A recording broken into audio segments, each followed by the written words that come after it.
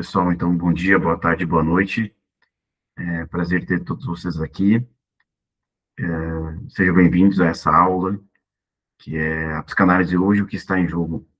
A gente pensou nessa aula para trocar algumas experiências com colegas e também rodar uma espécie de panorama geral sobre um conjunto de problemas, um conjunto de diagnósticos que a gente tem acompanhado no campo, muitos deles vinculados a certas formas de transmissão, certas dificuldades que a gente vai encontrar, muitas vezes entre colegas, e também o que nós vemos como mais delicado, mais perigoso, talvez, que é um certo redirecionamento, uma problematização cada vez mais severa sobre certos pontos específicos da psicanálise.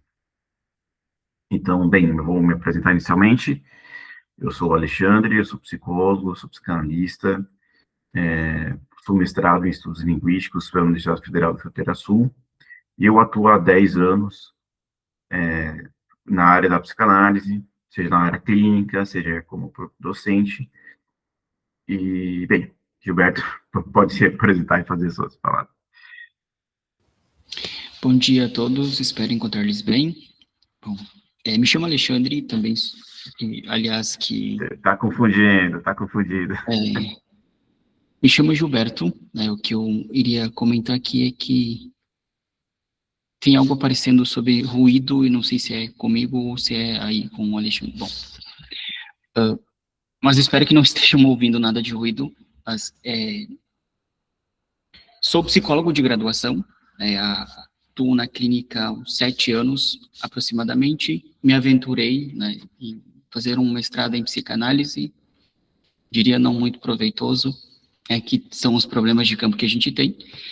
E atuo na clínica, também estive como servidor público por um certo período, os desafios de tentar exercer a psicanálise em contextos públicos, e sou docente em pós-graduações, e o objetivo hoje é tentar trazer algumas questões, não só de panorama de campo, ou complicações que a gente pode ter no desenvolvimento da psicanálise, mas que, a meu ver, o que Lacan enfatizou, né, do começo ao fim, é que o seu ensino era direcionado a psicanalistas.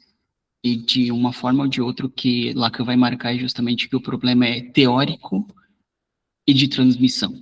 Não sei se a gente ainda está com o mesmo problema que Lacan sinalizava, mas o intuito é dialogarmos um pouco sobre isso.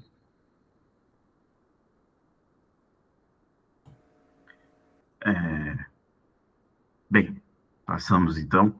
A gente dividiu em algumas etapas, né? A primeira, na verdade, a gente vai falar um pouquinho mais sobre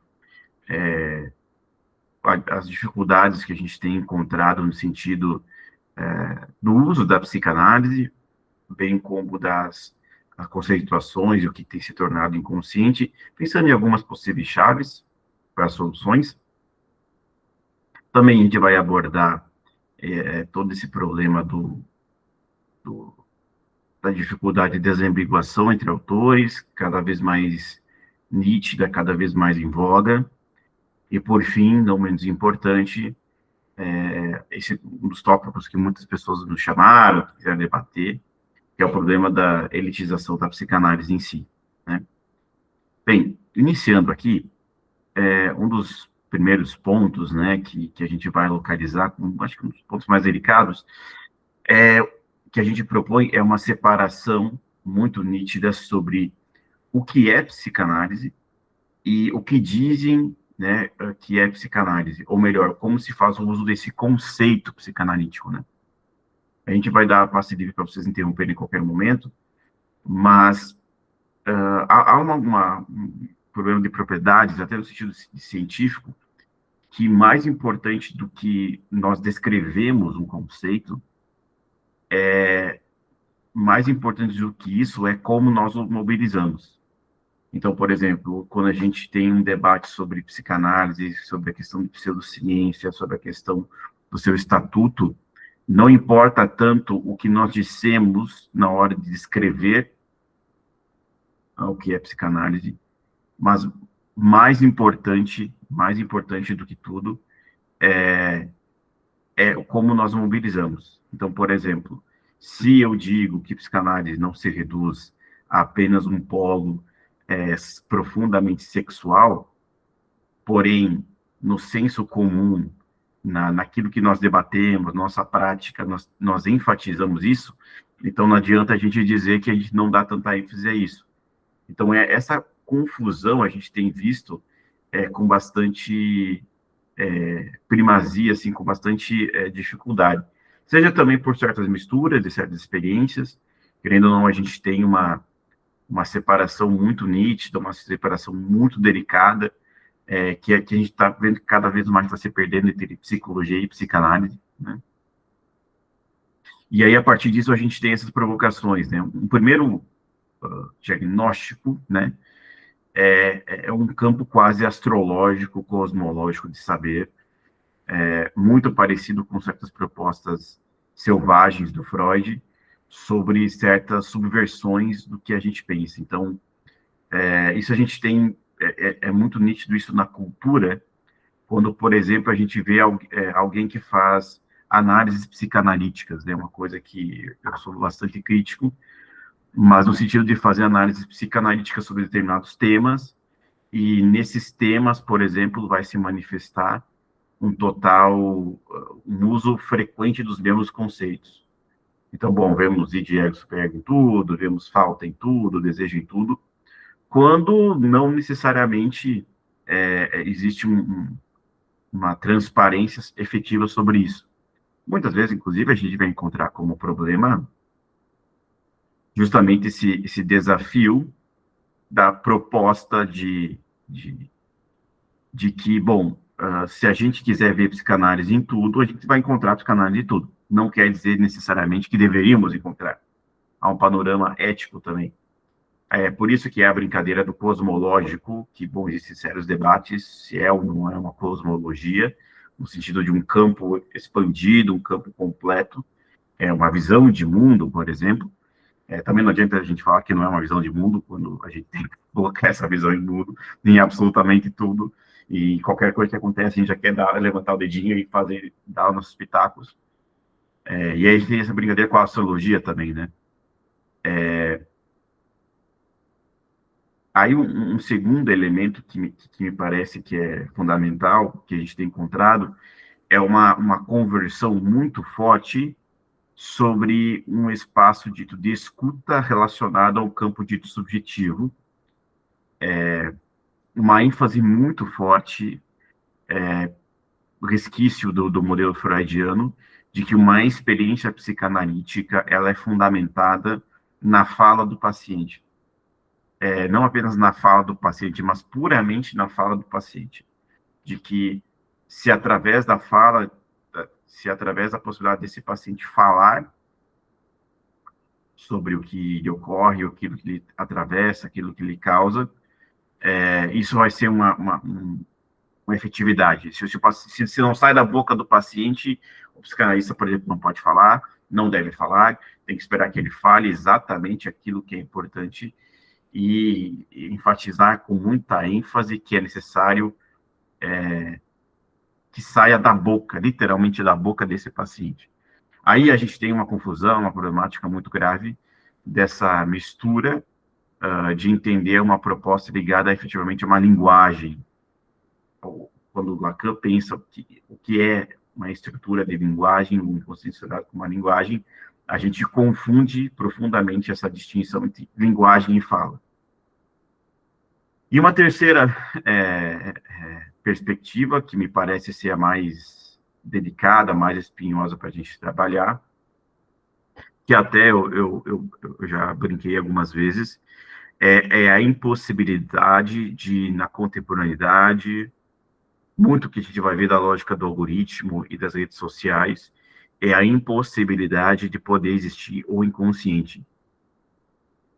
Não apenas no sentido de que o saber não está dado, porque, bom, na verdade, em 10 segundos de um vídeo de TikTok, ou através de uma bolha que a pessoa participa, o sentido já está plenamente dado, né? Já existe essa alienação, e não é possível poder deslizar esses saberes. Por que a gente está falando isso? Porque mais importante do que muitas vezes a gente poder pensar o inconsciente como uma estrutura que tem um saber que pode ser revelado, o inconsciente também permite a duplicidade, permite a contradição, permite, digamos assim, a hipocrisia, permite a reinvenção do saber e da verdade, e que hoje não tem espaço para isso, né? Rapidamente você pode cair através de certos discursos em um espaço, e aí pronto, acabou, não tem como resolver, não tem como mudar, não tem como se transformar, seja por um pensamento ideológico, seja por um tipo de discurso,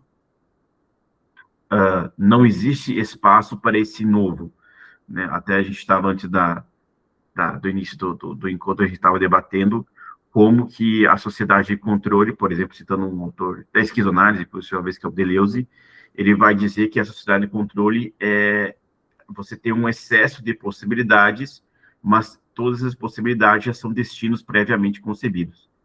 Então, qual que é o problema? Não há espaço, muitas vezes, para a gente poder permitir algo novo, seja por parte do analisante, seja por parte do analista. Muitas vezes, o estatuto da verdade por parte do analista já está dado. Os psicanalistas resistem, muitas vezes, à posição de não saber. E aí, para a gente pensar essa dificuldade, a gente vai ter o desafio do que o Lacan propõe de uma clínica psicanalítica de suas bases, que a gente, brincadeiras à parte, a gente vê também com uma certa lambança, pois ela é profundamente mista, confundida, misturada, problematizada. Existe uma série de confusões nela, até no sentido da gente poder pensar efetivamente o que se diz, né? Bom, se a gente pedir para 10 psicanalistas como eles trabalham, muitas vezes não haverá um consenso e se percebe, muitas vezes, que não há consenso para eles mesmos do que eles pensam, né? De suas bases em si, a essas misturas de técnica, né? E aí eu gostaria de trazer 2 pontos que são muito delicados. O primeiro é como a psicanálise tem sido mobilizada hoje em dia como um mecanismo de uso da pós-verdade a partir de uma herança ideológica. Aqui entendo ideologia indiferente de apenas uma ideia de direita ou esquerda, mas também disputas de poder em várias camadas. Porque como a psicanálise é um maquinário infinito de um novo sentido, né, a psicanálise ela sempre vai propor um novo sentido, um novo sentido, um novo sentido, um novo sentido, um sentido que não está dado. E como, da mesma forma, ela tem na sua estrutura base a proposta de subversão, a psicanálise ela é subversão, então ela está propondo que o que é A não é A, de alguma forma, A pode ser outra coisa, ela vai ser utilizada na contemporaneidade como um elemento de produzir uma pós-verdade a favor das ideologias. Então, por exemplo, eu sempre posso fazer uma análise psicanalítica daquilo que eu odeio. E eu sempre posso fazer uma análise psicanalítica daquilo que eu amo. O que não fica claro é que você vai perder esses lugares de referência, você vai perder essa referência. Então, assim, você sempre vai poder produzir algo novo que, na verdade, vai... não é que você está produzindo uma psicanálise, você só está utilizando ela como uma continuidade de produções ideológicas. E a partir disso, né, eu trago um conceito de Giovanni Sartori, ele é um italiano, se não me engano, da área do direito, e ele tem um conceito bem simples, que eu acho que resume de forma bastante delicada o que nós estamos falando aqui, que é a noção de esticamento conceitual, né? Assim como um elástico, né, o que é um conceito do direito, que eu estou pegando emprestado, mas qual que é a premissa? Que quanto mais você puxa, né, assim como um elástico, quanto mais você puxa um conceito, menos força ele tem. Então, qual que é a premissa? Que se a psicanálise pode ser utilizada em todos os casos, se a psicanálise pode ser mobilizada sobre tudo, se ela pode ser utilizada em todos os espaços, ela efetivamente vai perder a sua força cada vez mais. Então, o que a gente tem que propor, talvez, às vezes, é um encurtamento conceitual.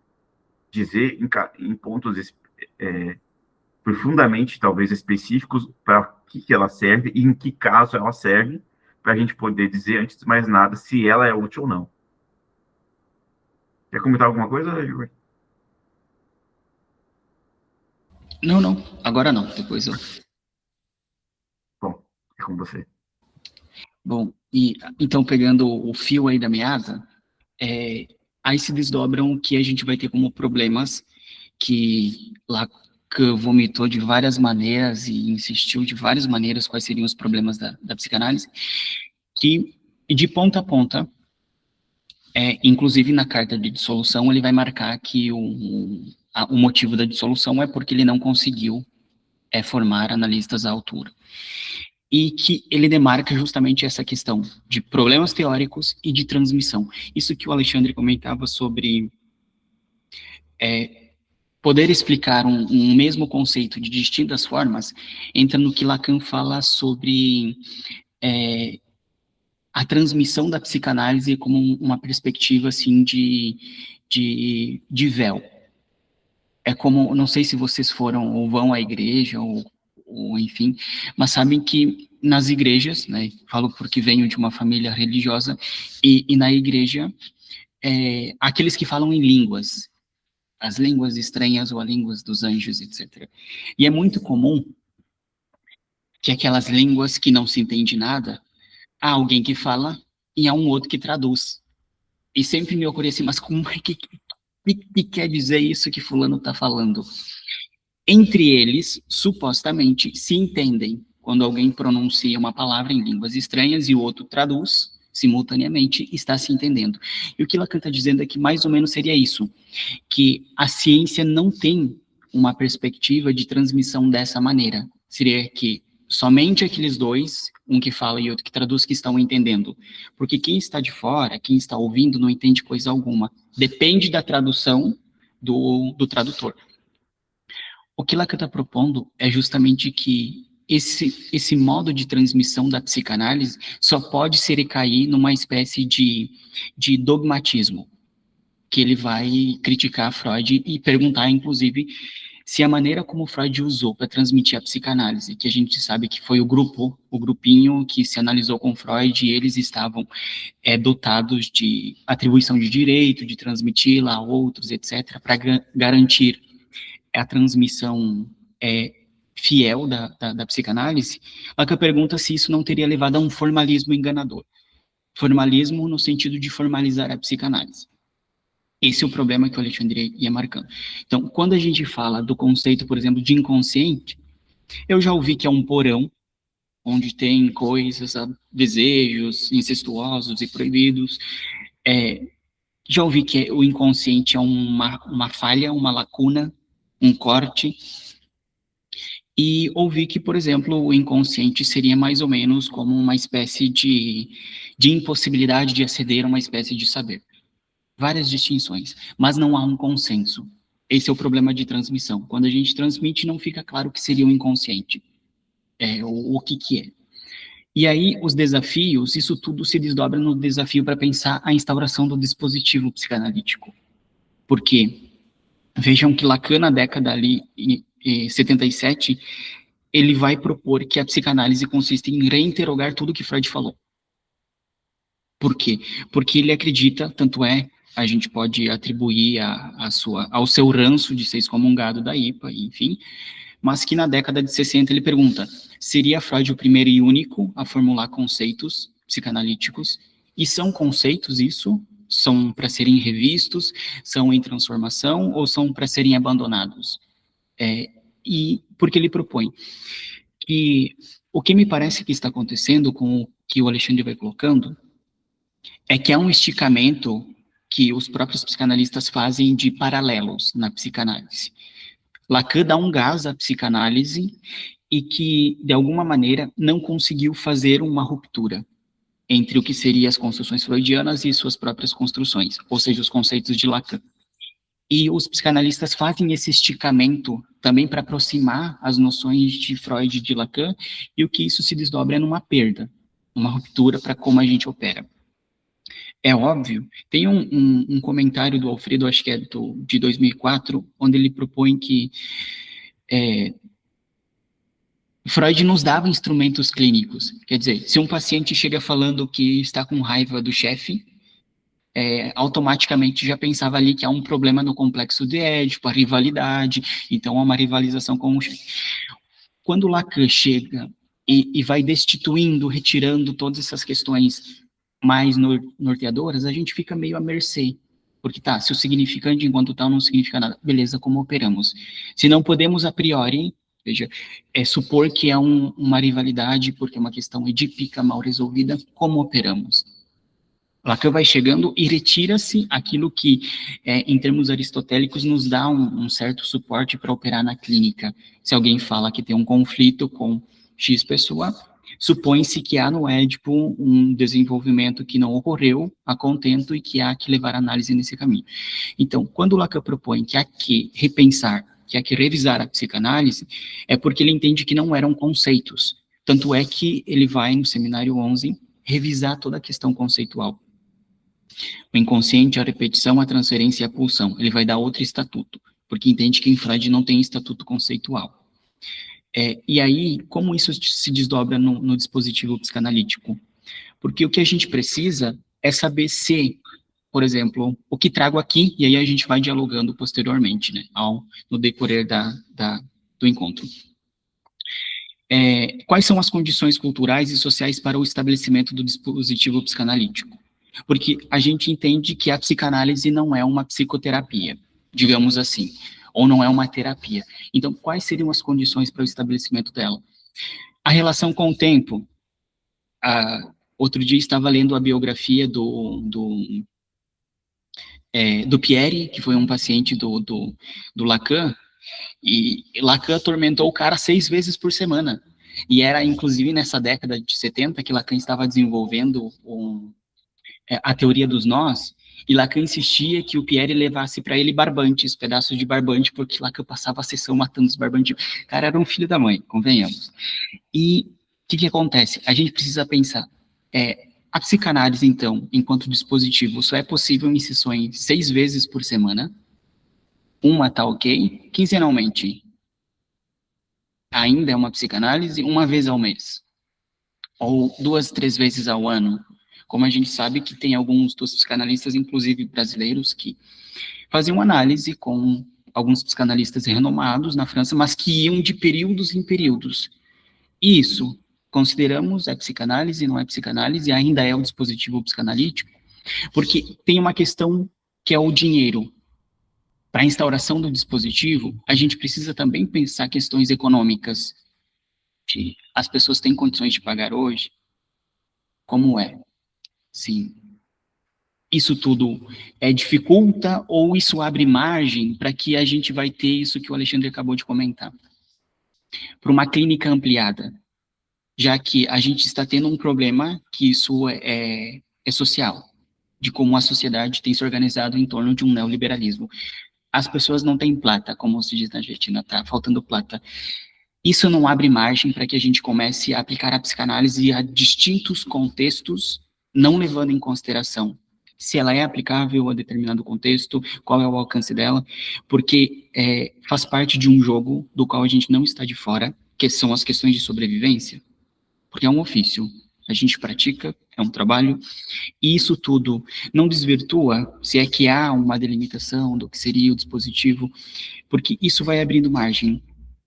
Aqui faço uso de um comentário, inclusive do Alfredo de novo, que é: os médicos que começaram a praticar lobotomia, praticavam e não paravam para se perguntar, tá, mas funciona? Dos últimos 100 que a gente aplicou, 95 foram a óbito e 5 estão vegetando. Não se perguntava se funcionava, se era aplicável. Então, hoje a gente também precisa se perguntar qual é o limite ou onde podemos aplicar a psicanálise, quais são os contextos em que podemos aplicá-la, sem que não esteja dado esse esticamento conceitual, ou até mesmo em que a gente sai de um certo enquadre que poderia ser específico da psicanálise, para poder reconhecer as limitações. Porque, inclusive, as entrevistas preliminares tinham essa função, da gente saber delimitar uma demanda de análise, se o paciente em questão vai com a nossa cara, a gente vai com a cara dele, etc. Muitas outras coisas que estão envolvidas na instauração do dispositivo, que hoje, por questões sociais, culturais, econômicas, precisam ser pensadas. Tempo, dinheiro, e que muitas vezes, às vezes não são levadas em consideração por inúmeros fatores que a gente pode ir dialogando aqui. Só fazendo um comentário, né? Esse problema do dispositivo, a gente tem uma noção básica de que é uma prova, a questão da frequência, ela é uma prova de quanto que, por exemplo, elementos sociais ou culturais afetaram a psicanálise, e que é uma resistência aos analistas, né? Por exemplo, que é interessante pensar assim, que o Freud, ele colocava a psicanálise, né, como um tratamento para neuroses. Então, para ele, me parecia muitas vezes que era algo do tipo, olha, você tem problema nos olhos, vai no oftalmologista, você tem problema com as pernas, vai no ortopedista, você tem um problema específico de neurose, né, de neurose, psicose não, né, você vai a um psicanalista. E a experiência, né, isso fundamenta, assim, um elemento, porque muitas pessoas iam até Viena e faziam esse tratamento de vários meses, iam todos os dias, né, acho que era segunda a sábado, né, se não me engano, e era 6 vezes por semana, e não apenas isso, a causa da pessoa estar em Viena era o tratamento. Então, assim, havia uma premissa e uma espécie de compromisso prévio e nítido entre analista e analisante, que faziam com que, bom, essa pessoa, ela só estava ali por causa da psicanálise. Então, assim, o engajamento, como a gente poderia dizer, é, era muito sobre isso. Aí, esses problemas das pessoas falarem que, o paciente quer fazer análise ou não, eu acho que é um problema muito delicado dizer que o cara não quer fazer análise. Acho que ali é uma questão também de delimitação do que é uma análise e o que o analista está esperando. Mas toda essa noção, por exemplo, de clínica ampliada, pode ser para a gente, né, dar mais espaço à psicanálise, mas também como um desejo de muitos de dizer que fazem psicanálise, né? Não sei se necessariamente daqui a pouco estão fazendo, mas não sei se é um problema não fazer.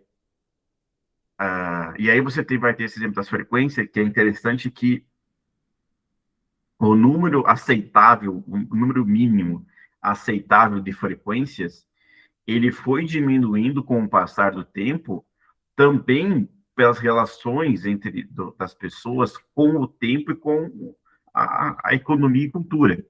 Então, por exemplo, você ainda vai ter aqui no Brasil alguns psicanalistas mais renomados que eles enfatizam que uma análise ela tem que ser feita 2 vezes por semana, pelo menos, 3 vezes por semana, pelo menos.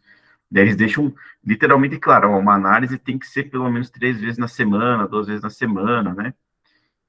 E aí agora a gente tem um problema, né, que para mim é um desafio, que é a dificuldade, porque a gente vai ter casos em que a pessoa, às vezes, ela não consegue vir 1 vez por semana, no mesmo horário, né? Bom, daqui a pouco às vezes pode revezar o horário e tal, mas e não é por uma questão financeira, mas é por causa que, por um estatuto do capital, a pessoa não consegue ter organização, né? Daqui a pouco ela trabalha com alguma coisa ou tem uma rotina que não habilita ela a conseguir vir semanal. E isso é aterrador, né? Digamos assim, pense, né? A pessoa não conseguir ser capaz, e aí não é porque ela não quer, mas a gente tem vários fatores, né?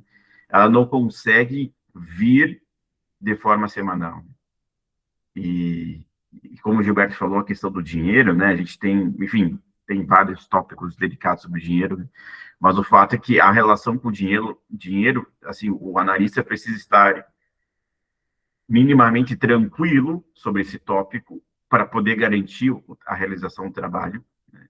É uma espécie de saída, né, justamente da análise, para garantir que o estatuto dela se mantenha, que há um pagamento. Bom, mas daí no serviço público e tal. Bom, beleza, aí você tem as variáveis, há problema no serviço público, né? Porque se o analisante no serviço público não paga, bom, o analista pode estar querendo resolver logo a demanda que que está sendo exigida pelo posto, você tem outras coordenadas, isso não inviabiliza a possibilidade de análise, mas é um fator que me parece que não está claro por parte dos próprios analistas na hora de dizer o que é psicanálise. Né?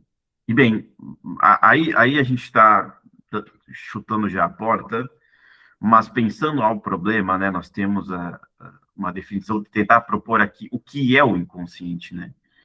E uma primeira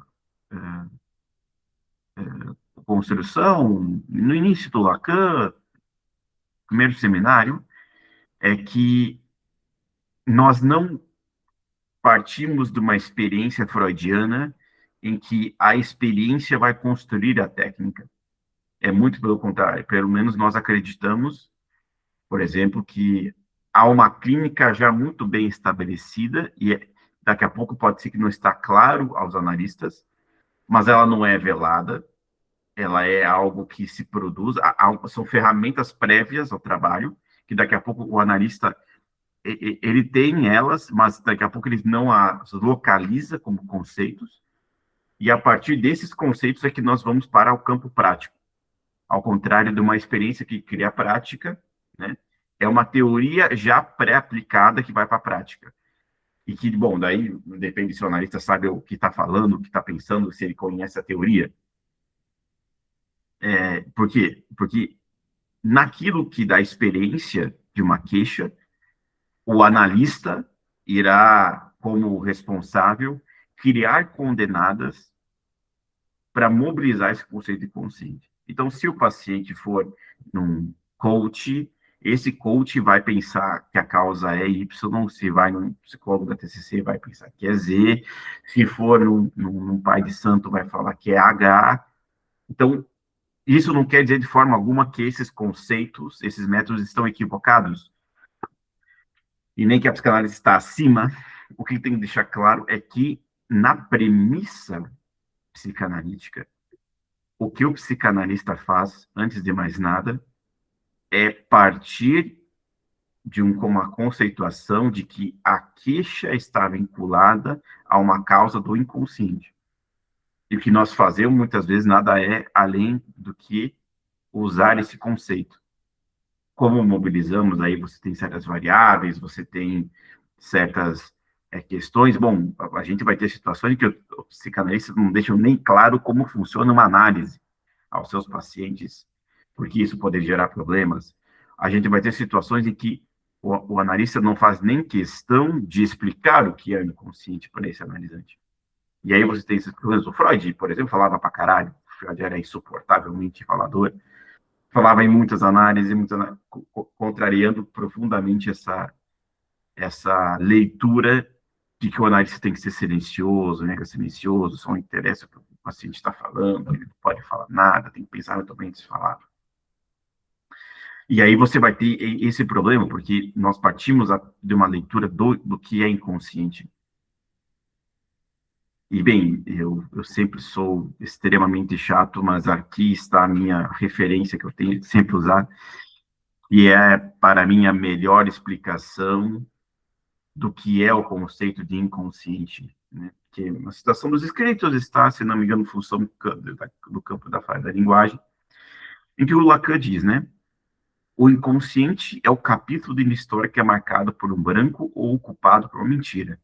É o capítulo censurado. Ou seja, aqui a gente já prevê, essa é uma posição dos analistas que eles deveriam ocupar, de que há uma verdade em todos os casos, todas as premissas, há uma verdade que está oculta e que tem que ser de alguma forma resgatada. E aí o que nós temos aqui é aonde nós podemos resgatar essa mobilização do conceito. Nos monumentos, né? E esse é meu corpo, isto é, o núcleo histérico da neurose, em que o sintoma histérico mostra a estrutura de uma linguagem e se decifra como uma inscrição que, uma vez recolhida, pode ser destruída sem perda grave. Ou seja, aquilo que nas estruturas, aí a gente pode pensar o corpo literal, né? O que é essa dor de cabeça, o que é esse sintoma físico, mas nós podemos pensar em elementos, aquilo que, bom, a tatuagem, aquilo que significa, e o analista pode mobilizar esses elementos. Ah, você é parecido com a sua mãe, você é parecido com o seu pai, né? Me mostre uma foto do seu pai, me mostre uma foto do fulano. Isso pode ser, às vezes, necessário em certas análises, justamente para garantir a sua condução. Ao contrário do terror de que, bom, tudo tem que sair da fala do analisante, ele tem que falar. O analista já pode ter concluído algo, mas não basta. O paciente tem que falar. Você não pode falar o que o paciente não fala, né? Isso pode soar exageradamente estranho, mas é muito comum em muitas instituições, né? De psicanálise esse pensamento. Nos documentos de arquivo, igualmente, e esses são as lembranças de minha infância, tão impenetráveis quanto eles, quando não lhes conheço a procedência, né? Aquilo que é marcado, aí você pode, né, a gente pode fazer um trabalho de pensar o que é o arquivo, exatamente, né? Qual que é o conceito de arquivo, né? Pode ser uma memória fotográfica, pode ser um vídeo, pode ser a própria lembrança desse paciente, vivida por ele ou por outros, aquilo que ele lembra que o outro disse sobre ele. Muitas análises a gente não faz nada além do que trabalhar com o outro, né? Com esse outro que é narrado. Na evolução semântica, isso corresponde ao estoque e às acepções e o vocabulário que me é particular, bem como ao estilo de minha vida e ao meu caráter. Bom, por que é que você gosta de fazer isso? Por que que você gosta de fazer aquilo? Por que que você fala assim? Por que que você usou essa expressão? Bom, né, o que tem que ficar claro é que isso são mecanismos possíveis do analista mobilizar ao trabalhar o inconsciente. Essa flora de possibilidades, não apenas da fala, pensando agora no seu dispositivo, aquilo que ele te manda no WhatsApp às 3 da manhã, aquilo que o vídeo que ele quer compartilhar contigo, esses elementos eles podem ser trabalhados em análise, não apenas a partir de uma lógica da fala. Nas tradições também, ou seja, nas lendas que, sob forma heroicizada, vinculam uma história, como foi concebido, o que esperavam dele, qual é a trajetória, qual é a história por trás, o que dizem que ele é, né? Como os pais se casaram, como ficaram juntos, todos esses elementos, né? E nos vestígios, enfim, que conservam inevitavelmente as distorções exigidas pela reinserção do capítulo adulterado nos capítulos que o enquadram, e cujo sentido se restabelecerá, né? Justamente essas uniões de elementos que, através de uma narrativa que pode ser construída em uma análise, nada mais fazemos do que uma possibilidade de construção de uma verdade dentro de uma análise, uma verdade oculta, é uma verdade que muitas vezes pode estar, não está claro, né? Psicanálise não é nada mais do que uma subversão da verdade que está posta, e o analista tem que criar elementos para direcionar ela, né? Quer comentar alguma coisa, Gilberto? Só iria comentar sobre isso de que você trouxe, né? Inclusive, que é nos procedimentos de orientação de estágio, principalmente na formação em psicologia, como há não é preciso nem dizer muito, estabeleceu-se num certo imaginário de que o analista é justamente aquele que fica em silêncio e que provoca com caretas quase. E tem um texto do Lacan que para mim é fenomenal, que eu acho que deveria de ser um livrinho assim de beira de cama, que é uma das conferências que ele vai dar, eu acho que em Colômbia, onde ele diz assim que é um equívoco que o analista fale pouco e que entenda-se que a pedra filosofal do seu trabalho é ficar calado. Porque isso que você trouxe, né, é que entende-se a fala como aquilo que é dito pelo paciente e não como aquilo que pode ser produzido num encontro entre dois. E, inclusive, né, a própria ideia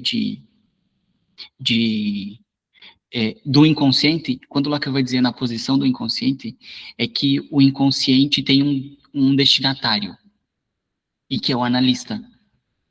E que, então, assim, se o analista não participa como destinatário, quando a gente recebe, né, encomendas, a gente dá um aval, a gente interage com quem faz, querendo ou não, há que ter um posicionamento que parece que ainda é meio, como diz o Lacan, que a gente aprende meio que por preconceitos sobre algumas teorias ou sobre a história que é falada por outros, e não propriamente a partir de uma construção dela mesma.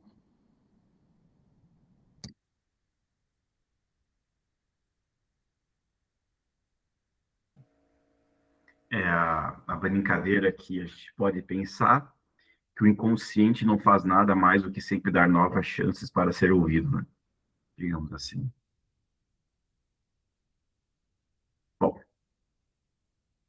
aqui a gente vai ter algumas questões que me parece que a gente vai ter esse déficit, para mim, pelo menos, mais importante do que, hoje em dia, pelo menos a minha formação, do que eu já estudei, mais importante do que pensar a estrutura clínica do paciente é a noção do conceito, né, de dispositivo psicanalítico do caso clínico, né, que é o que se pode e o que se deve e o que é impossível de fazer nesse dispositivo específico que é criado entre analista e analisante. Para mim, eu repito, né, é mais importante do que a estrutura clínica do paciente, porque ali você relaciona muito mais essa demanda da análise do que efetivamente aquilo que o, o paciente, do que a estrutura em si, né? Não, cada vez mais me parece que nós perdemos muito se a gente se direcionar apenas para uma noção de estrutura clínica. E aí o que a gente está falando aqui é justamente isso, né? Que é necessário a gente poder, de alguma forma, entender efetivamente o que é o dispositivo psicanalítico, a partir do que é associação livre, né? O que é o significante, o que é o inconsciente, o que é a cura e o que é a neurose, efetivamente, no caso. E isso vai permitir que a gente faça intervenções e pense em uma direção de cura e de tratamento específico para o que pode acontecer nesse caso clínico e que em outras coordenadas é impossível que ocorra. Essa, para mim, é uma chave fundamental e que, se isso não estiver claro, vai se perder muito o que é psicanálise. Aí você tem uma série de exemplos, me parece que a gente pode pensar isso muito claro no Lacan, porque para o Freud é bem específico para ele que é uma psicanálise. Há uma direção extremamente específica do que é psicanálise. Associação livre, né, fala o que está pensando, e se você sair dessa direção, será uma análise impura ou não será psicanálise. Agora, o Lacan, durante todos os seus seminários, através da análise de casos clínicos de outros, ou de casos clínicos que eram dele, mas ele não dizia que eram dele, ele dá muitas chaves e conceituações diferentes, seja através da topologia, através da relação do imaginário, né, de esquemas, né, ópticos ou não, esquemas gráficos. Ele vai dando várias chaves diferentes, né, grafos também, né, para deixar claro como nós podemos mobilizar de forma diferente o que é psicanálise. Então, em determinado caso, a gente vai poder mobilizar mais, né, e vai usar mais chaves de leitura específicas do que outros, né? Justamente pensando nessa necessidade da gente abandonar essas conceituações, né? Aqui tem uma sintetização que para mim é fundamental, né? Que é entender que existem outras formas de viver, existem outras formas de sofrer, existem outras formas e mal-estares pertinentes para a condição humana, para além de uma noção de diagnóstico clínico. Aí tem todo o problema da decolonialidade e daquilo que nós passamos na nossa cultura e que, bom, não se converte numa visão de Viena ou da França, né? O diagnóstico se perdeu bastante, pois a premissa que Lacan tentou deixar, ela virá da forma que o sujeito se posicionaria em relação ao outro. E aí a gente fica muitas vezes numa noção muito freudiana de diagnóstico, não apenas de estrutura, mas de mal-estar e de metodologia clínica, né? E eu gosto de pensar, né, que o ideal analítico ele está mais próximo de um xamã, no sentido de poder receber a mensagem, como o Gilberto falou também, do que efetivamente como um médico que diagnostica, está curado, não está curado, está bem, não está mal. A experiência xamânica ela é mais próxima de poder construir um mito ou uma verdade mais efetivamente do que um diagnóstico em si.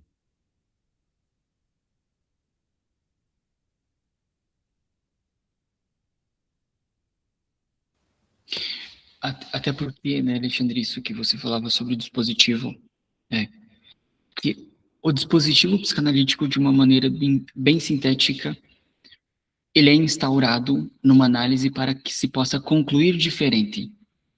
Porque, inclusive, tem no seminário 25, acho que é o 25 ou é o 23? Não, acho que é o 25. Que Lacan, ele vai fazer uma crítica à associação livre, porque, assim, o inconsciente já é um tipo de interpretação de associações. Então, se a gente deixa o paciente com uma primeira coordenada, né, para a prática, se a gente deixa o paciente associando e associando livremente, nós vamos ter um inconsciente em operação pura, que é sempre concluir o mesmo. Então, se não há a inferência de um analista que participa nisso, não há possibilidade de uma conclusão nova. Não se conclui nada novo, sempre vai se chegar ao mesmo lugar. Por isso que Lacan diz algo mais ou menos assim, que ele nunca falou da associação livre senão como com ironia. Porque a associação livre, ela é tão livre quanto uma variável ligada a um ponto matemático. Ele está ligado. E aí entra a questão que o Alexandre vai colocando justamente da censura. Porque há que pensar, né, que nesse momento o Lacan dá um outro estatuto para o inconsciente, que é o inconsciente associado como um corte. E que não há como alojar conteúdo num corte. Por isso que ele diz que a base da psicanálise é o dizer.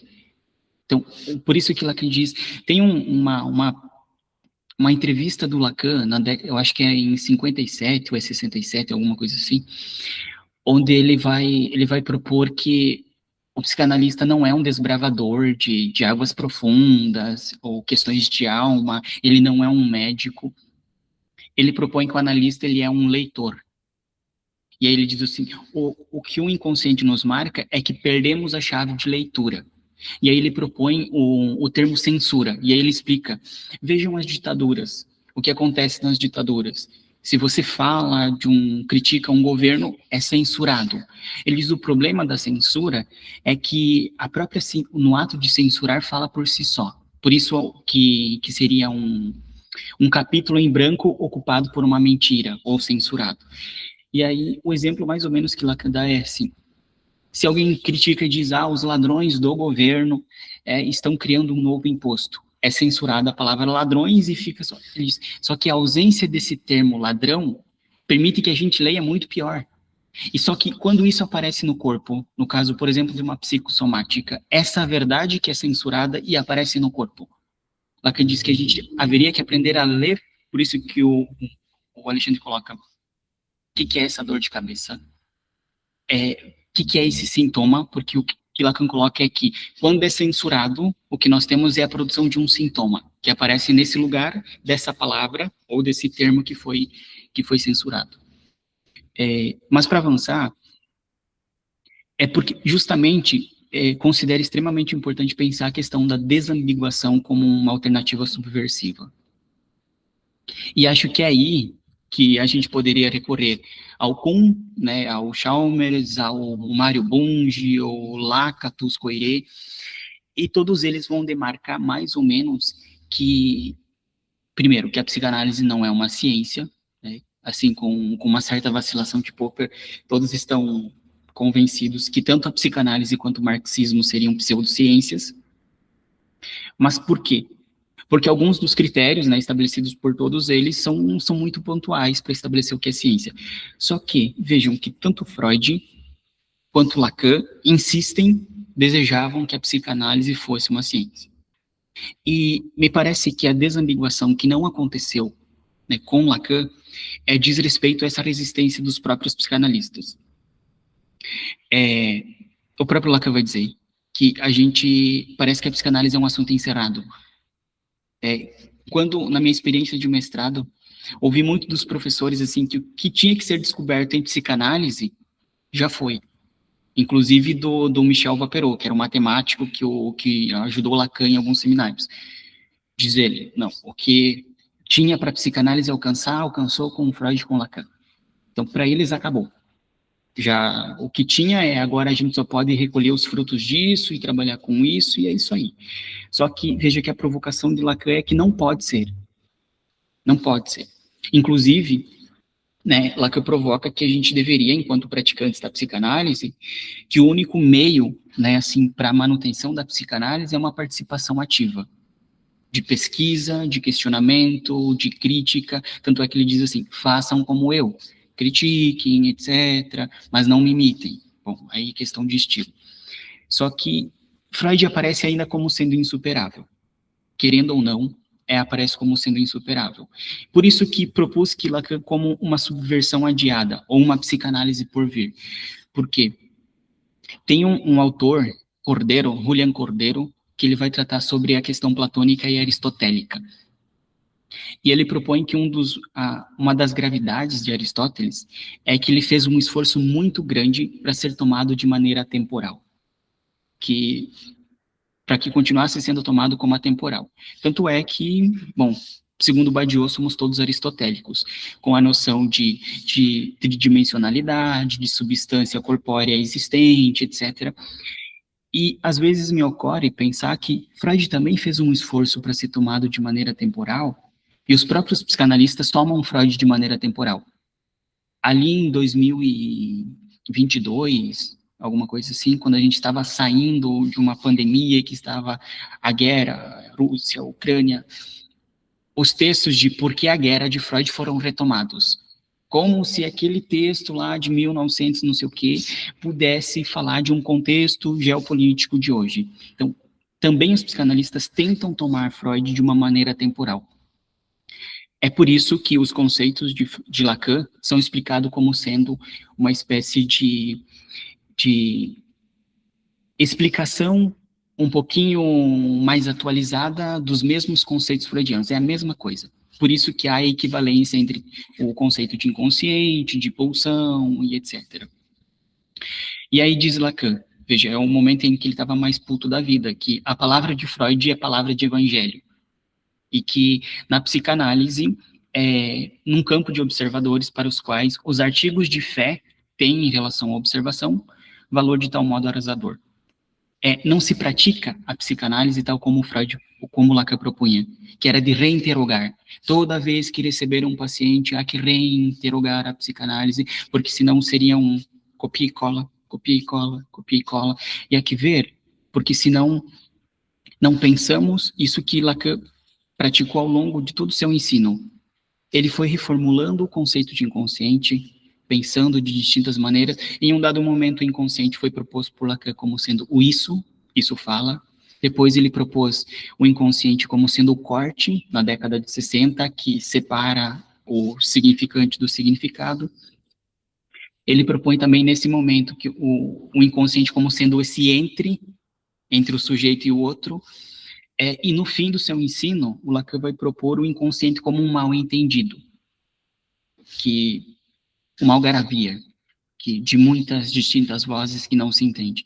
Então, Lacan vai fazendo todo esse trabalho que, a meu ver, ele é soterrado porque tendemos a pensar que Freud descobriu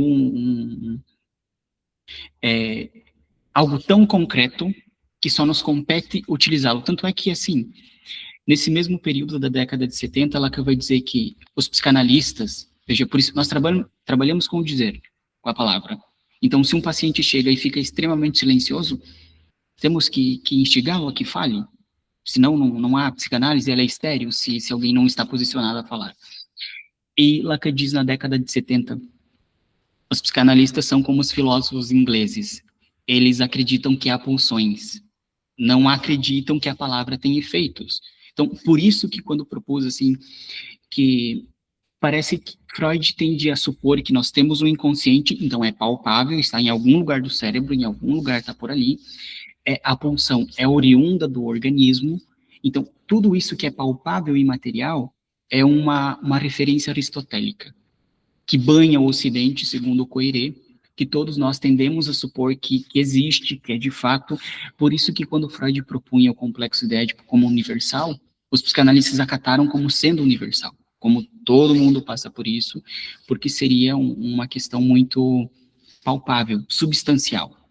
E aí quando Lacan diz, tá, a característica do significante é o apagamento, e o que fazemos com a representação freudiana que nunca se apaga, que é essa marca minímica? Então, assim, há um esforço também, entendo por parte dos psicanalistas, em manter isso. Não sei nem se é só por uma dificuldade de compreensão, de dificuldade teórica, mas também há uma tendência a quase que uma manutenção religiosa, né, do que Freud foi construindo.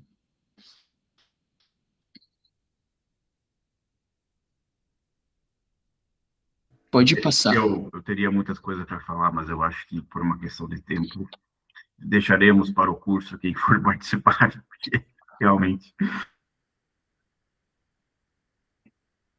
Por quê? Bom, sucintamente sobre o retorno.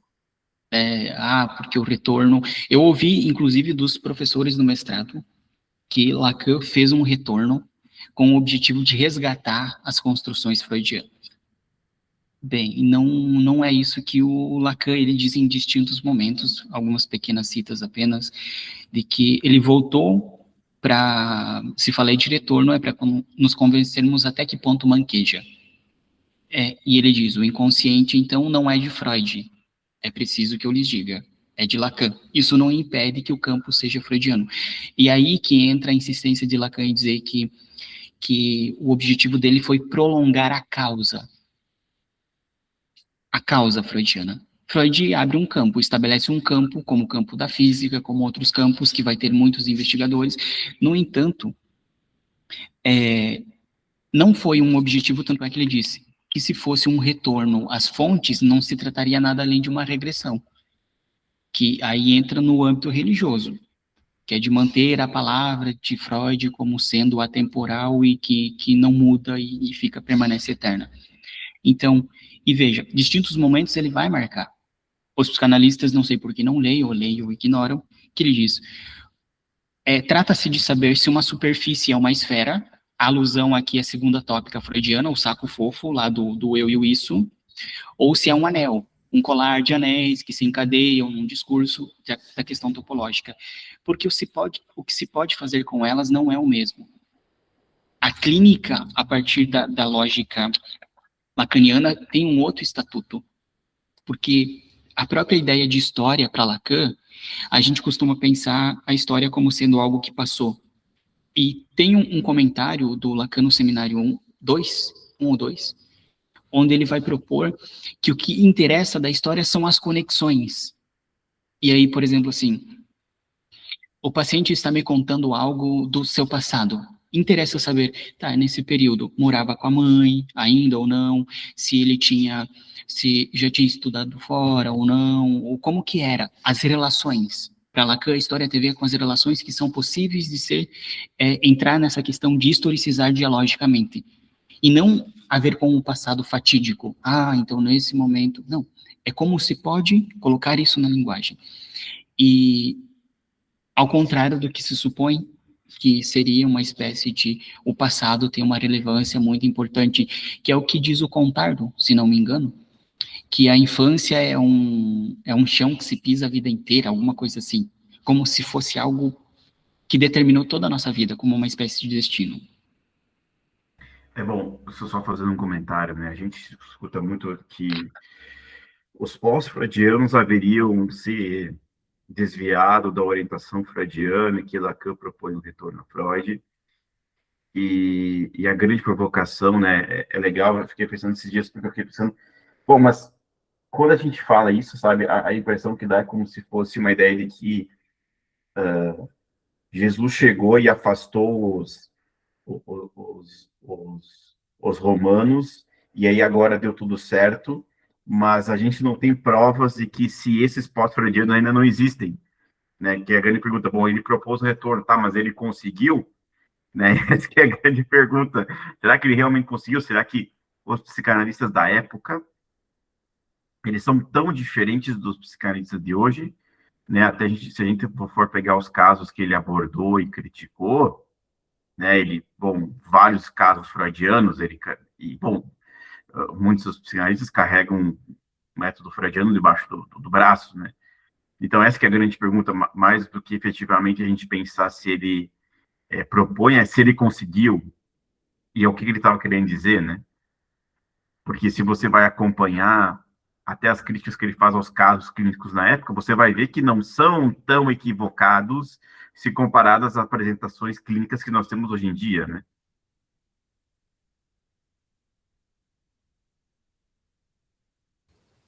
Sim, até porque, assim, eu até coloco aqui, né? Lacan, de alguma maneira, ele contribuiu para manter Freud como uma espécie de totem. Porque, tem, até assim, né? Já colocando aqui de antemão. Por que diabos ele chamou o real de real e não chamou de impossível? Por que ele falou em gozo da mulher e não poderia ter falado em uma outra coisa? Lacan contribuiu para essa ideia meio substancial de uma certa de que as coisas acontecem num corpo, etc.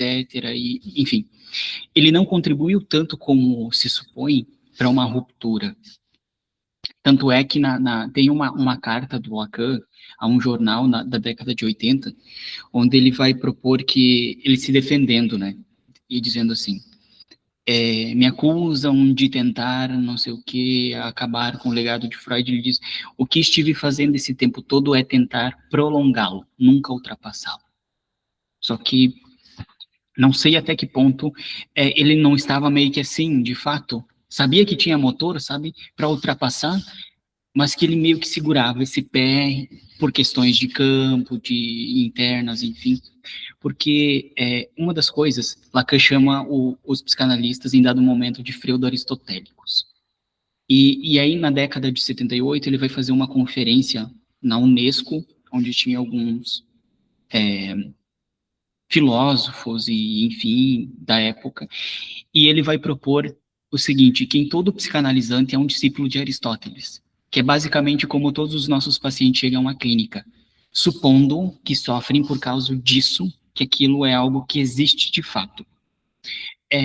E a posição de Lacan é outra, platônica, quando ele diz que não há realidade pré-discursiva, é de tentar brecar essa tendência que eu recordo do Násio, de alguma coisa que eu li na graduação, seria mais ou menos o que o Násio está dizendo. Ele propõe que quando os nossos pacientes chegam à clínica, eles chegam com um livrinho de bolso, com uma espécie de explicação do porquê eles sofrem. Isso seria uma condição aristotélica, que Aristóteles entende que as coisas estão aí, estão dadas, e que não há um além, como vai propor Platão. E aí, a minha interrogação é, será que não há em todo psicanalista também um discípulo de Aristóteles? Lacan diz que sim. Por quê? Para os freudianos e para os freudo-lacanianos, diria, eles entendem que primeiro está o corpo. Senão não insistiriam, veja, que o Contardo se diz psicanalista lacaniano, mas ele supõe que o começo está na infância. Porque se ele diz que a infância é um chão que se pisa a vida inteira, ele supõe que o que tem de acontecer está ali, está dado num começo. E aí não teria como a gente explicar a ênfase que Lacan dá às 3 gerações anteriores. Se está no começo da infância marcado pelo nascimento, como explicar o que vem antes? Não haveria. E isso só se pode ser explicado ou pensado a partir de Platão. O Cordeiro propõe que a ideia de substância tridimensional aparece no Ocidente como sendo uma herança aristotélica. Já, veja que Lacan propõe que aqui o que eu quero marcar é que para Lacan não há gênese senão de discurso, enquanto para os freudo-lacanianos a gênese é corporal, com o nascimento. Inclusive aqui, mencionando o Quiné, tem um trabalho que eu tive que estudar para poder pensar minha dissertação, que é sobre as homossexualidades na psicanálise. E aí ele vai marcar que a linguagem seria secundária, que primeiro haveria um corpo orgânico e que num segundo momento haveria uma linguagem que incide. Só que não é o que a gente encontra em Lacan, quando ele vai dizer que o significante, o estatuto do outro e a linguagem estão dadas no mundo antes mesmo da vinda de um corpo biológico. Então, não faz sentido, essa é a disjunção impossível, parece, entre os psicanalistas, de poder, veja, mas o que quer dizer Lacan com isso? Não, mas é mais fácil eu pensar que o corpo existe, que nasce aqui com o corpo, ou supor que começa anteriormente, em gerações anteriores. Então, e aqui eu trouxe duas posições, que a meu ver me parece que a psicanalítica é muito mais aristotélica do que platônica. A ética em Aristóteles prevalece a prudência do meio termo, protegendo contra os excessos, tanto a direita quanto a esquerda, enquanto que o caminho platônico favorece a conversão subjetiva, o despertar repentino para um caminho até então despercebido em direção à verdade. Isso aqui me parece muito Lacan, a posição platônica. Mas não é, entre os freudianos, não há aquilo de um cuidado para não criticar o que disse o colega, assim, meio que não vamos se ofender. Há uma ética extremamente aristotélica presente. Não se trata de sair descendo a madeira em todo mundo, mas parece que, até porque entendo que a gente pode criticar ideias sem ofender as pessoas que as defendem. Então a gente pode criticar teorias e dizer, isso aqui me parece que tem esses equívocos e aqueles, e não cair por esse lado mais, enfim. Já a política em Aristóteles almeja o debate organizado entre os interesses dos grupos e indivíduos. Os grupos de psicanálise puro, cada um defendendo a sua panelinha ali. O consenso elaborado e a democracia gerencial. Enquanto o platônico é movido pelo desejo de ruptura, pela possibilidade de um outro destino para a vida coletiva e pelo gosto pelo conflito, desde que envolva princípios. Não é isso que a gente busca numa análise? Tanto é que Lacan vai dizer, nesse texto de 78, que é o sonho de Aristóteles, que uma psicanálise buscaria, em alguma medida, que os pacientes tentam permanecer sonhando, diz Lacan. Por isso que eles seriam discípulos de Aristóteles. E o analista entra como esse que provoca um despertar. Então, a ruptura para uma coisa nova é uma posição que Lacan tentou, me parece, sempre insistindo, mas que o aristotelismo venceu, como diz Badiou. Somos todos aristotélicos. E esse é o sentido comum e medieval que sempre permaneceu no Ocidente, segundo Coiré, que somos todos aristotélicos, supomos que há um corpo tridimensional, que as pulsões incidem sobre ele, e que na clínica as pessoas nos procuram porque há um mal-estar que é oriundo desses conflitos pulsionais, sexuais e etc. E que Lacan diz não, veja, Lacan propõe que o conflito não é entre pulsões, mas é entre sujeito e outro. O aparato psíquico freudiano, como que ele funciona? Com energia. Como que funcionaria no modelo freudiano, no modelo lacaniano? Sentido. O significado. As significações que vão adquirindo nas cadeias e significantes. Então, são dois modelos extremamente distintos e que entendo que para a clínica tem efeitos diferentes. Não sei vocês, mas eu não tenho pacientes que me procuram tratando questões de problemas de sexualidade. Ah, mas tudo... Não sei. Parece que também é um ideal que Freud imperou, tanto é que, não sei se vocês recordam, num momento em que, no caso Dora, Freud coloca, antes da análise do caso, que quando Dora chega, em sua carteirinha, estava lá, enurese desde os 6 anos. E aí ele coloca, um segredo que ela não queria deixar arrancar por nenhum médico. E aí ele segue, que eu não sei de onde que ele tirou isso, dizendo que ele conclui sem sombra de dúvidas que se trata, a causa da enurese, de masturbação infantil. Como? Como? Aí tem um comentário do Alfredo, se um paciente chega e me diz que tem enurese, eu vou perguntar se ele foi ao médico consultar, pode ser uma infecção. Só que Freud entendia que só lhe tinha um estatuto de sexualidade, e que estava dado. Esse é o aristotelismo, que a gente supõe que as coisas já têm conexões a priori. E Lacan diz, não, há que ver se é isso que está me falando, se você sofre porque tua mãe não te quis, porque teu pai te batia, se é porque não te desejaram, ou se é... Não. E essas conexões são dadas por todos nós, de antemão, quando chegamos numa análise.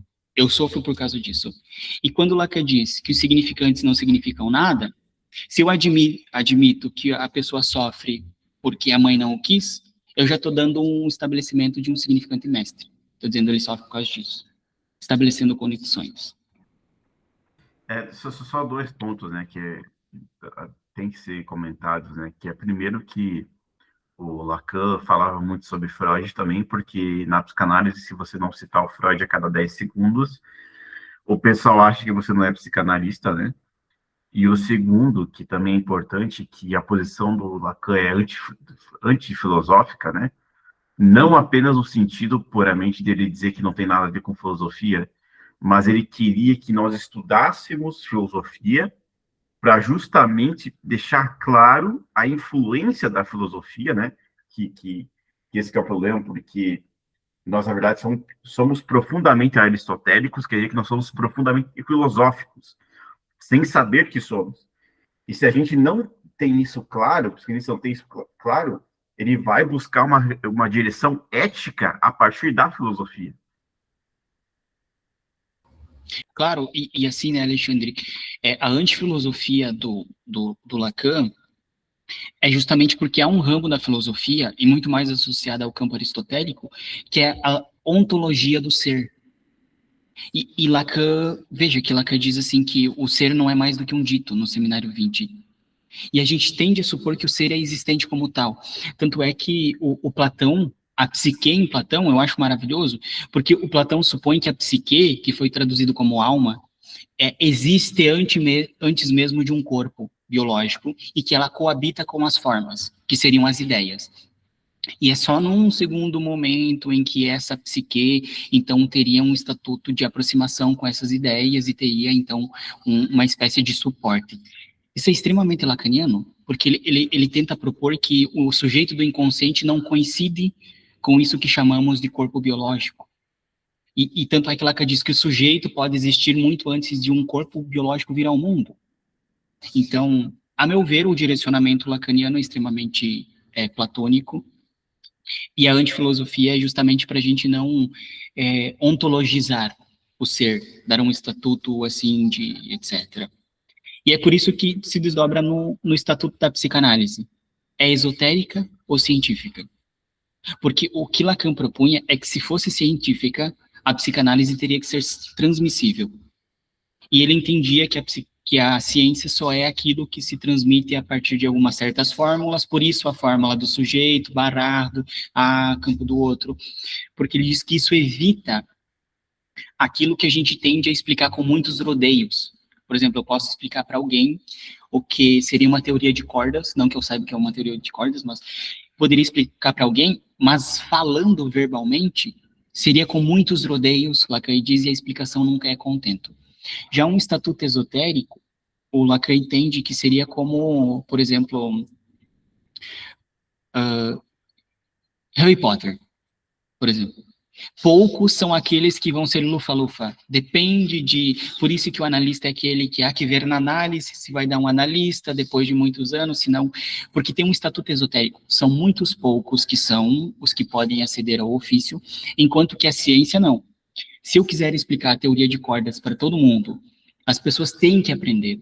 Aliás, elas têm que estar em condição de aprender, porque a ciência se vulgariza, se transmite, enquanto o esoterismo não. Ninguém ensina, você vai passar por um ritual para ser um pai de santo, para ser um xamã, e não é todo mundo que pode aceder a isso.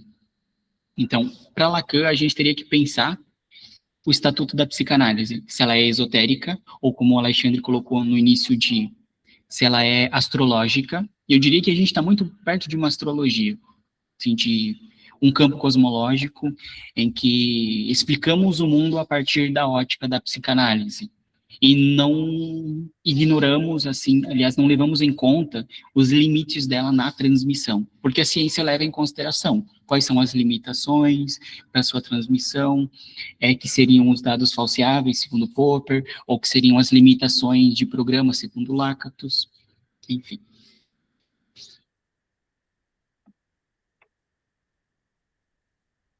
E aí, né, aproveitando até da colocação de alguém no grupo, que é a preocupação, né, com a formação em psicanálise. Porque agora tem as pós-graduações, não, graduação em psicanálise. A posição do Lacan nos permitiria a gente, pelo menos pensar, não que Lacan esteja certo, mas pelo menos pensar se todo mundo poderia aceder ao ofício de psicanalista.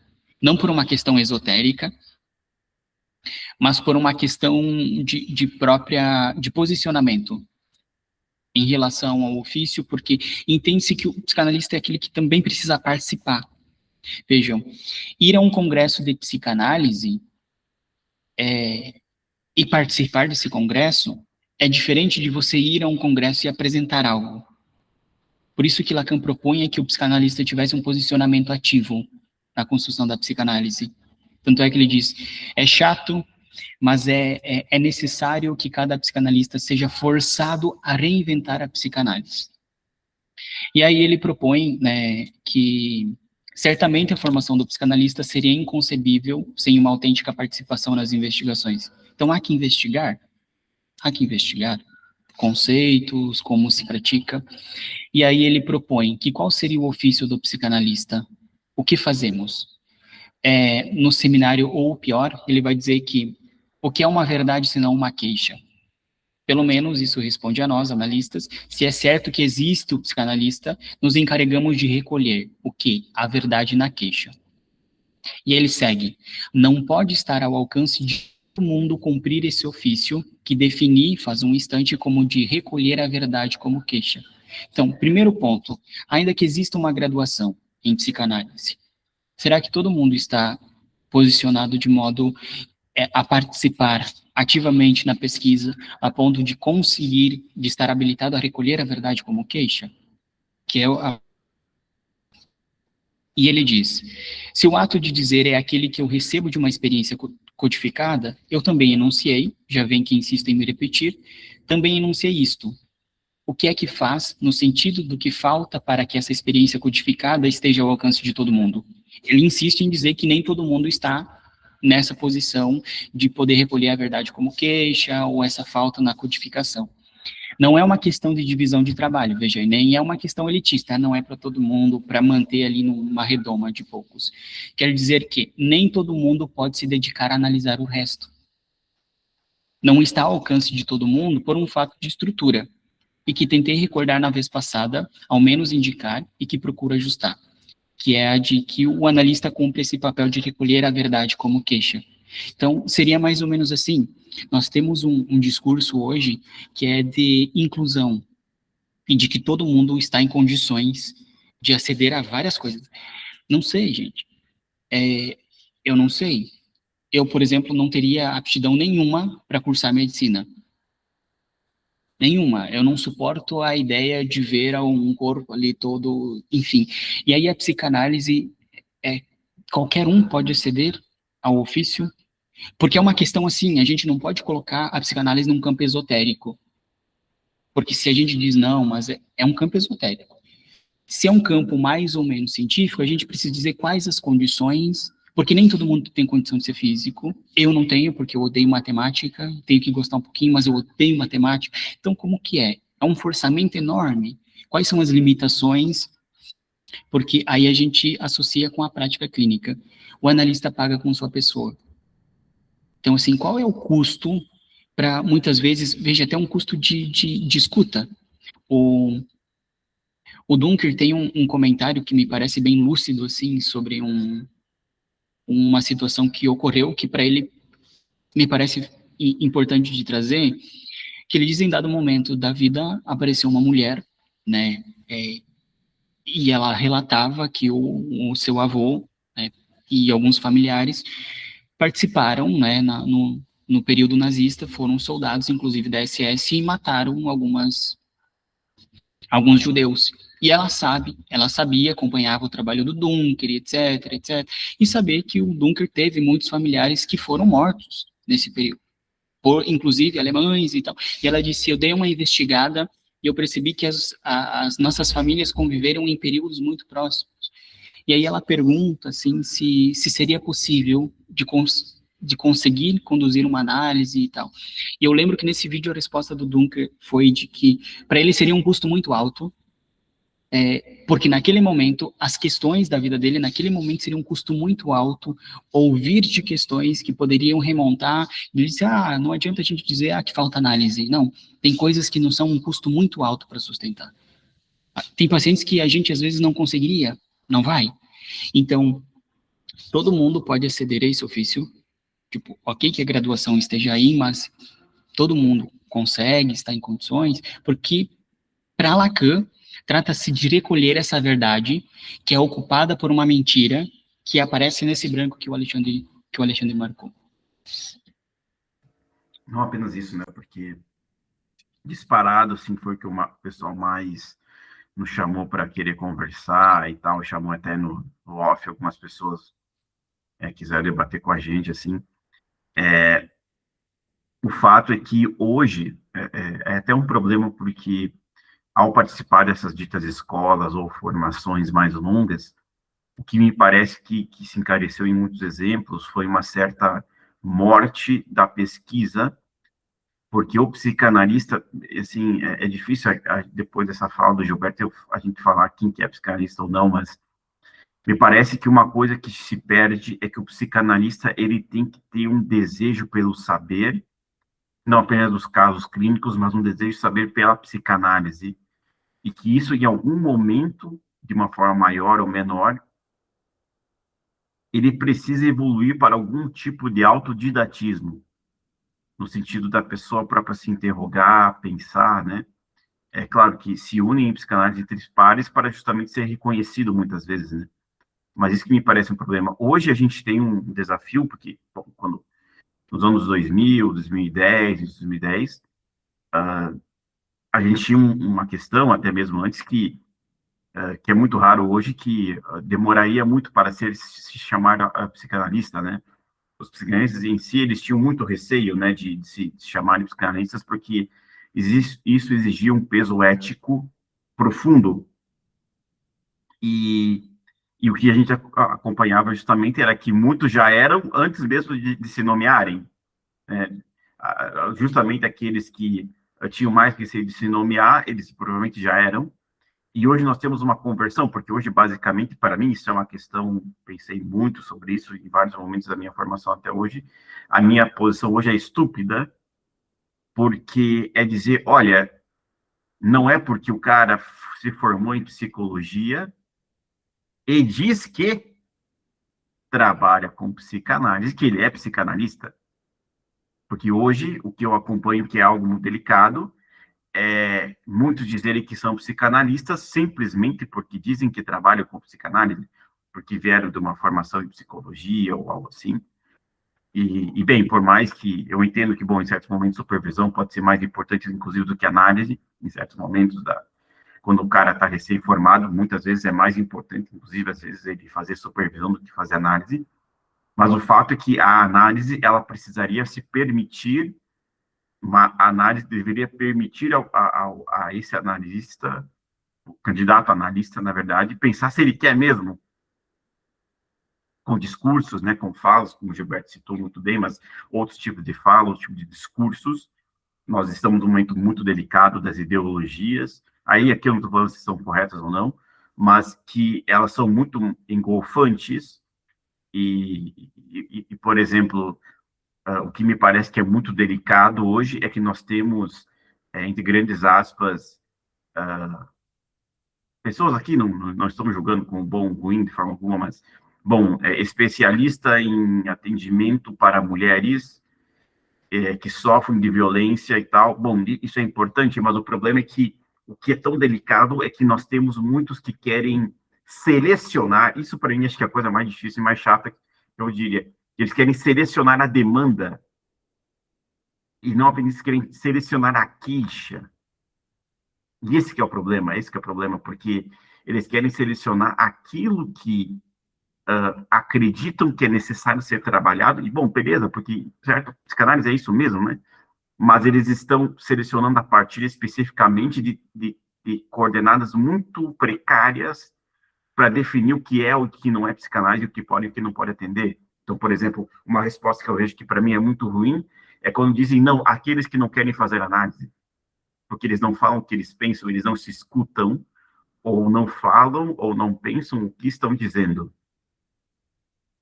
Isso, para mim, é uma das coisas mais raras e mais caras, porque falar o que está pensando é apenas um dos métodos de associação, e que, bem, aí vai exigir do analista poder pensar, mas esse que me parece também ser o problema, porque, bom, vai ter aqueles que dirão que são, e que beleza e tal, mas o problema é que hoje, por uma questão até das gerações e da cultura, hoje, né, esse intermeio, né, esse intervalo de quero saber se quero trabalhar com psicanálise, quero saber se consigo entender psicanálise, ele é um espaço que não existe. Então, a pessoa, ela é psicanalista, ela diz que é psicanalista, e aí ela vai estudar psicanálise.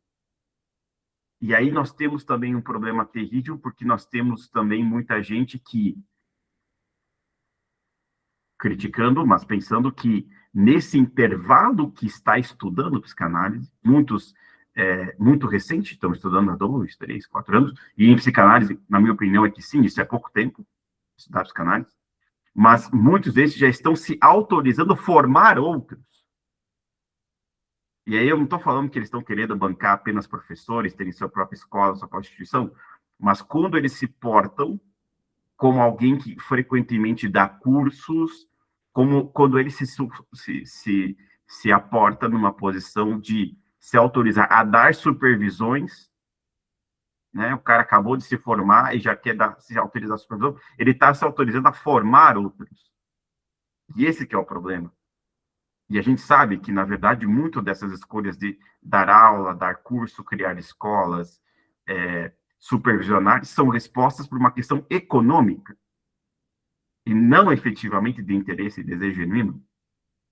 E esse que é o problema. Bem.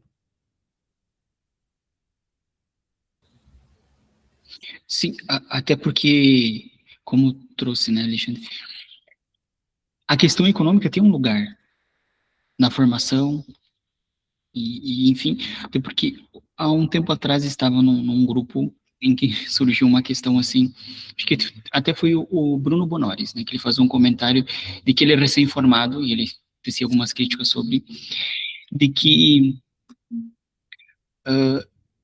qual é o lugar da questão econômica também no processo de formação, e inclusive da própria prática. Aí o exemplo que ele usa foi da experiência dele, ele diz assim que teve muitos pacientes que ele evitou, né, propor uma interpretação, de dar uma interpretação, porque ele achou que aquela interpretação poderia fazer com que o paciente não voltasse mais, e ele tinha contas para pagar. Então ele disse, a questão econômica, de fato, tem um lugar no nosso processo de formação, e às vezes ela também, ela está diretamente associada ao nosso trabalho. Como a gente pode intervir, às vezes, com receios ou com várias questões. Só que, seguindo aqui no ponto em que o Lacan coloca, justamente para marcar essa ruptura entre dois modelos teóricos, é que o que Lacan diz assim veja, Freud nunca acreditou que alguém lhe tenha dito a verdade. Freud achava que todo paciente estava mentindo. Tanto é que se ele formulasse uma interpretação e o paciente não admitisse, era resistência. Freud estava sempre certo. E talvez estivesse, mas para ele, se o paciente não admitisse, era resistência. Mas veja, que na posição lacaniana nós temos uma outra orientação. Nós não sabemos, a priori não sabemos. Então, o que diz Lacan é que, só um minuto, gente, porque os meus cachorros aqui, não sei se vocês estão ouvindo, então, então sim. Tá tranquilo. Freud não acreditava que que os pacientes falassem a verdade. E Lacan diz que se a gente tem que recolher, ou deveria, no nosso ofício, recolher a verdade como queixa, outro ponto para propor que são modelos teóricos distintos. Não que Lacan não enfatizasse a verdade, mas inclusive, tanto é que diz Lacan assim, não está aqui, mas na cita, Lacan diz, não ocorre que uma pessoa pode dizer a verdade mentindo? Então, assim, o problema é que Freud não acreditava que as pessoas lhe falassem a verdade. Esse é o problema no modelo freudiano. E Lacan enfatiza a verdade. Qual é o lugar da verdade num determinado caso? E, enfim, esses acoplamentos, aqui uma questão também técnica, que uma psicanálise não é um lugar para pensar. Por isso que até o próprio Alexandre comenta, né? Que dizem, fulano não quer fazer análise porque não quer pensar, mas não é um lugar para pensar. Porque o que Lacan está dizendo é que isso pensa, não é a pessoa que pensa. Isso pensa. Então, a experiência analítica, pergunta Lacan, se trata de acoplamentos para pensar? Se fosse isso, seria uma espécie de báscula que caído no discurso universitário. Isto é o que se pensa, quer dizer, se fode. Se a gente acha que é um espaço aqui, é um espaço para você pensar sobre suas coisas, não é disso, porque Lacan está enfatizando que isso pensa sozinho. isso, pensa e etc. Inclusive, para poder articular, muitas vezes, há que ter posicionamento do analista para articular alguma coisa do isso que pensa. Senão, não há análise possível. E aí, segue Lacan. Ele estava, imagino que já cansado nessa altura, dizendo que ele não está empolgado para dizer que alguém sabe para onde vai quando se faz uma psicanálise. Sim, e acho muito interessante a posição do Alfredo em um dado momento que ele diz assim, às vezes acho que sou psicanalista, às vezes não sei o que estou fazendo.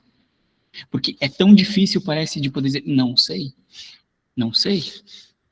Porque parece que a gente tem que saber, e responder já de que está sabendo.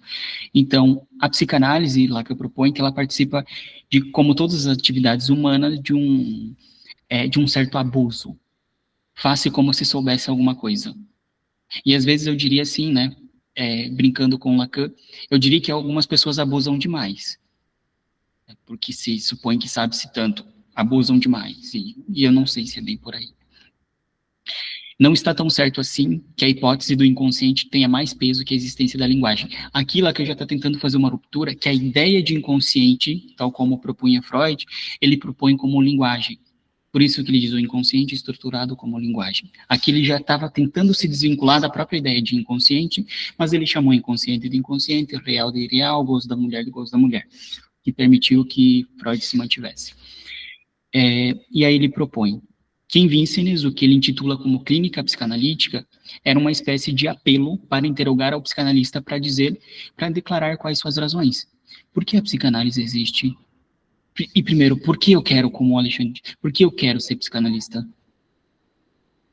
Porque, tanto é que Lacan, em 78, na abertura de um congresso, não lembro de onde, ele vai dizer assim, não estou tão convencido que exista um desejo de saber. O que a psicanálise marca é que há um amor pelo saber.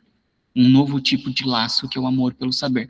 E a gente poderia até colocar em questão hoje, assim, quando o saber é posto em questão, relativizado, de que não se há tanto interesse em outros campos, não agora da psicanálise.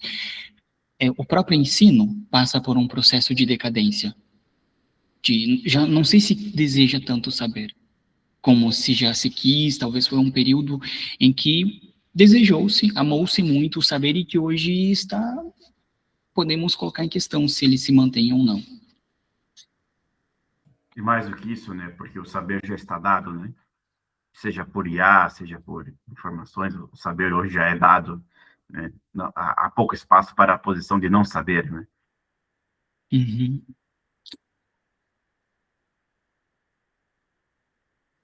Bem, mas retomando, né, e pensando na questão da própria formação,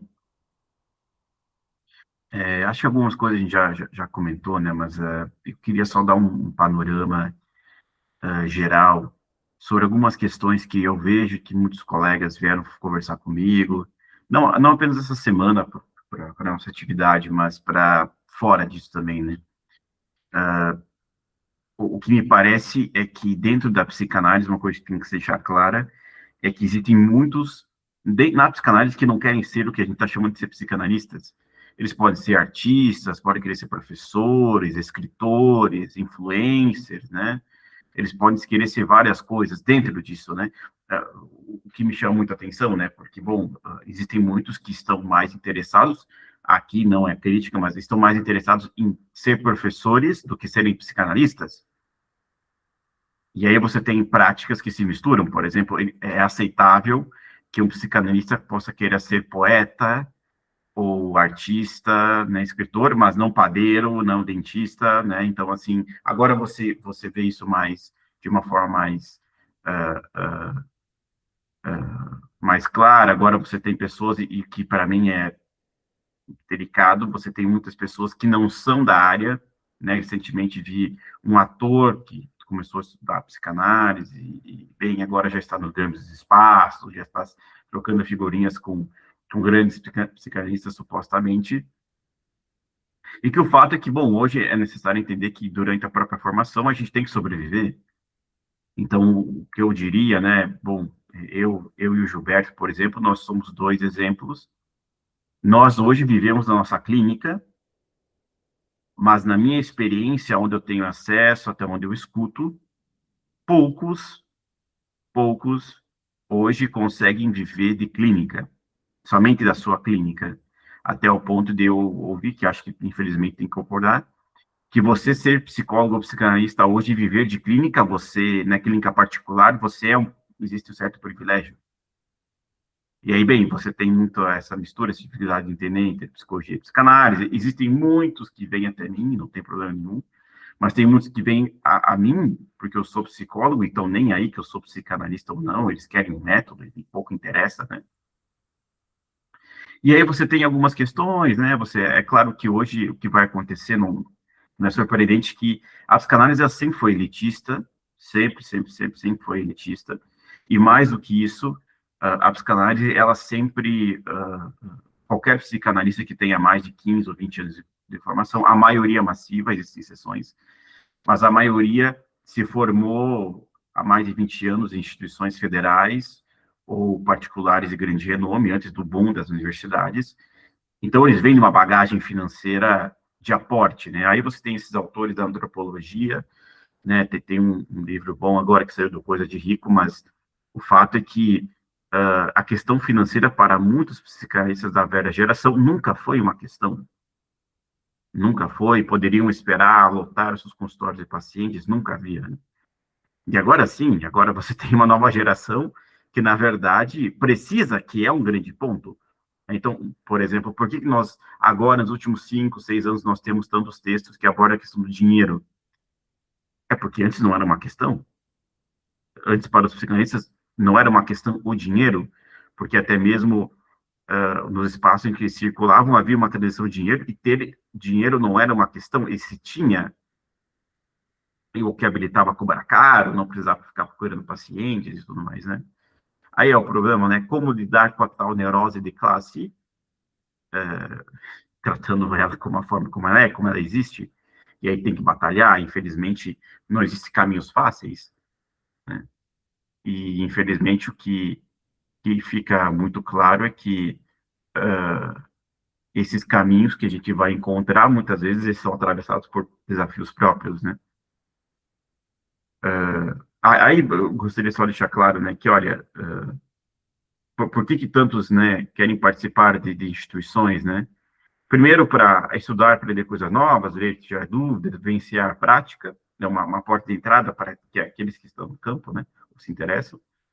Dois, é também um espaço para troca de experiências, formação de grupos, de amigos, indicações, de laços e de pares, que efetivamente se respeitam e compartilham angústias, e também para ser reconhecidos pelos pares, que acho que é a coisa mais importante. Os psicanalistas se aglomeram, também porque a nossa formação, nosso trabalho é solitário, mas eles se aglomeram muito em seus espaços, justamente para compartilhar angústias. Isso é algo importante porque existem outras áreas de profissão dentro e fora da saúde que não há tanto interesse, né? Então, por exemplo, é muito comum os psicanalistas terem amigos que são psicanalistas. E é entre esse ponto, né, que, como eu falo, para mim, ser psicanalista, de certa forma, exige que você saia de uma posição passiva para uma posição mais ativa como pesquisador, né? Entender que faz parte de uma formação permanente quer dizer que você tem que sempre estar estudando e se direcionando. Bem, eu penso que é isso. A gente tentou traçar o panorama. Gilberto, quer fazer mais algum comentário? Eu vou encerrar aqui a apresentação. Não, a princípio. Como a gente pensou aqui, né, tentamos dar um panorama geral e sucinto. O nosso tempo já está explorado, infelizmente, com base no que havia se comprometido. E, bem, a ideia era fomentar questões, né? Nós iremos também, não é surpresa, mas isso aqui também era uma porta de entrada de apresentação do nosso trabalho, e que muitos desses pontos que a gente já pensou aqui, agora no sentido mais conceitual, nós iremos apresentar e pensar o nosso trabalho, que nós iremos apresentar agora nesse curso em junho, esse curso longo, que serão 4 encontros. Nós vamos propor refinar com mais cuidado essa desambiguação entre Freud e Lacan, pensando nesses problemas, os paradoxos, o método, e também propor uma direção para uma clínica psicanalítica hoje, e de uma natureza lacaniana, digamos assim. Então, muitos desses tópicos que a gente apresentou hoje, nós vamos refinar eles, vamos pensar eles até no sentido mais detalhado, o que é o significante, o que é o sujeito, o que é de outro, como a gente pode trabalhar isso, com o princípio norteador do trabalho clínico dos psicólogos e psicanalistas. Gilberto, mais algum comentário, meu querido amigo? Não, Flora, isso justamente até porque, né, Alexandre, tem, como tu falou, é parte do nosso processo de formação, ele passa por esses agrupamentos que a gente vai ter, mas ele também necessita que a gente possa pôr em questão muito o que nos foi transmitido e rever outras questões, porque isso é uma posição ativa, um posicionamento de, ok, não estou de acordo com isso, vou ver outras ideias, até porque tem que ser funcional para o que a gente vai fazer na clínica, tem que ter uma certa funcionalidade. Bom, então é isso. Então tenham todos um bom dia, a gente fica à disposição para tirar mais dúvidas, e até mais. Tchau, Até. tchau.